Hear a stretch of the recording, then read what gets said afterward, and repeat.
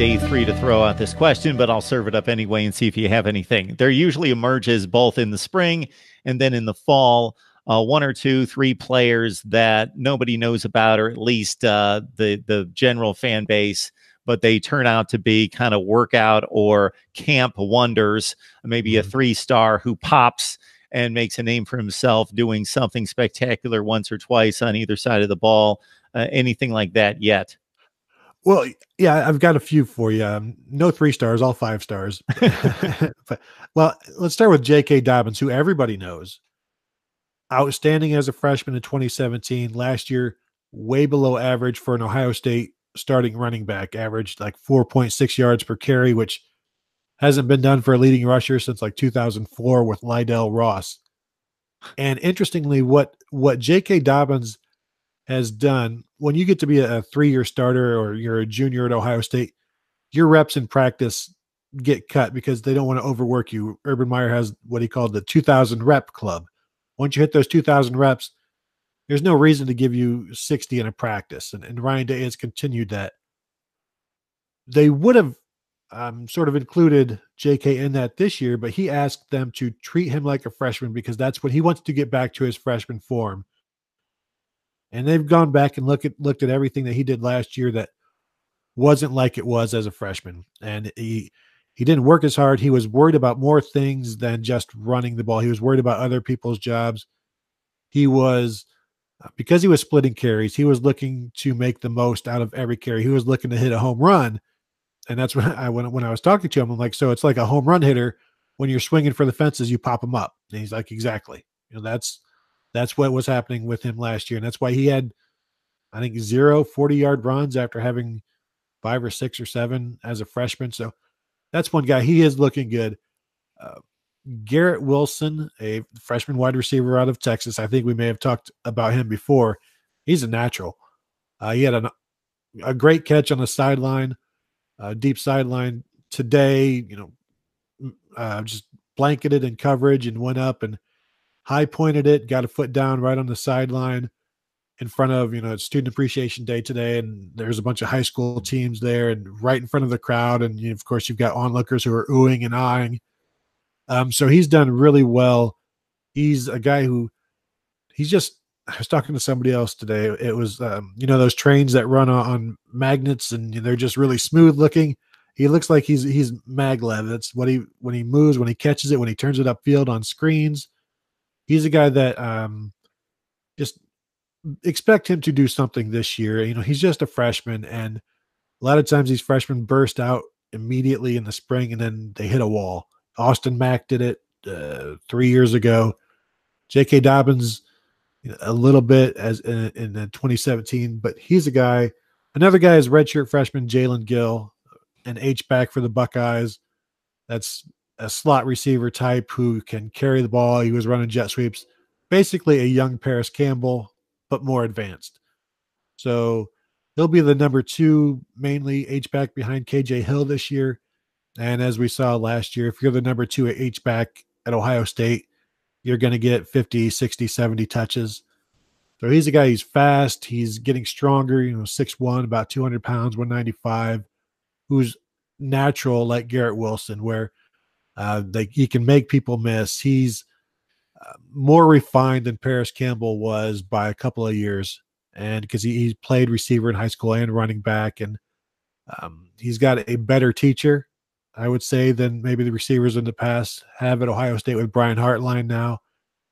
So that's another guy on offense where every time you see him, he's making people miss and he's catching the ball. Tony, as soon as you mention skill set at wide receiver and talk about fluidity, I think back to the NFL Combine, because many of us, even though we watch a ton of football, obviously we're not scouts. So some of the lineman drills, some of those things, except for the very elite guys and the guys that are obviously struggling with the drill, it's hard for us to differentiate much in between, especially without the ball handling portion of it. But you get to the wide receivers, and the one that we talked about, I remember, and I did with other people, where they've got to turn and catch and drop it.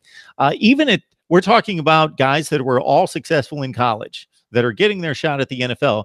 you can see an obvious difference between guys that are just extremely fluid and comfortable catching the ball and guys that kind of fight it. Sure, they catch most of them because they did in college Yeah. with pads on, but it just doesn't look as smooth. Yeah, and that's one of the things that that was one of the things I wanted to see from Paris Campbell.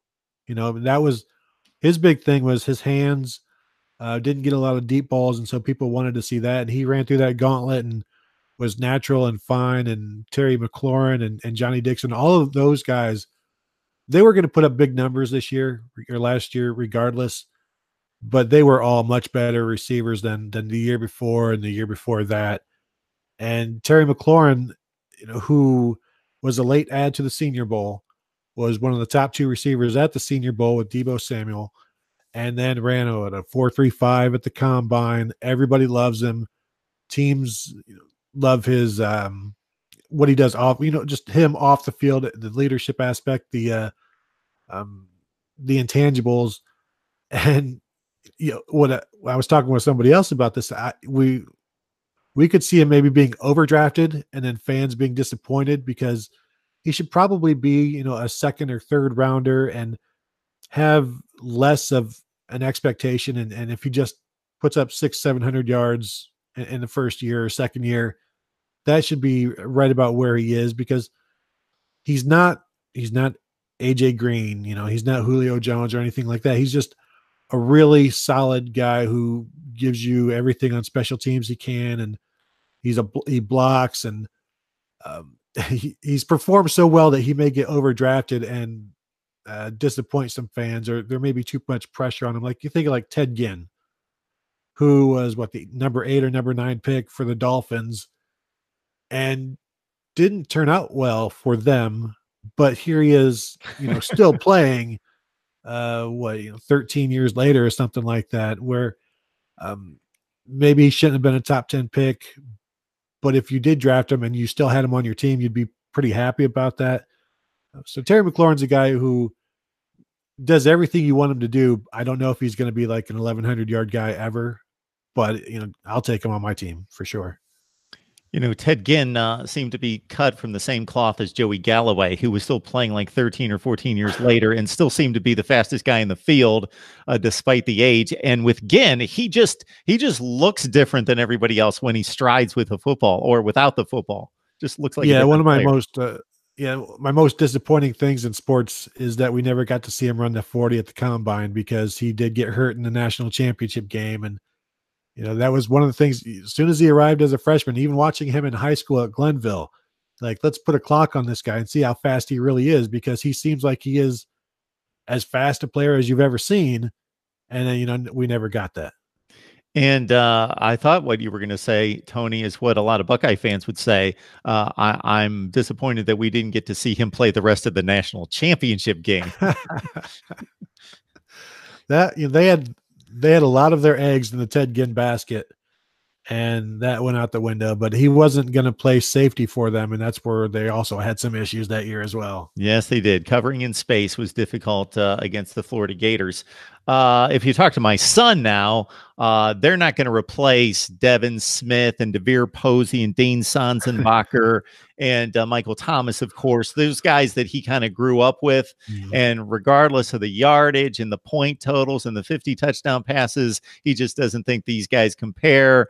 They don't have the hands. They don't outfight the defenders for the football. They're just not that tough. And he just can't be satisfied with these guys now. He sounds like a Buckeye fan. That's absolutely.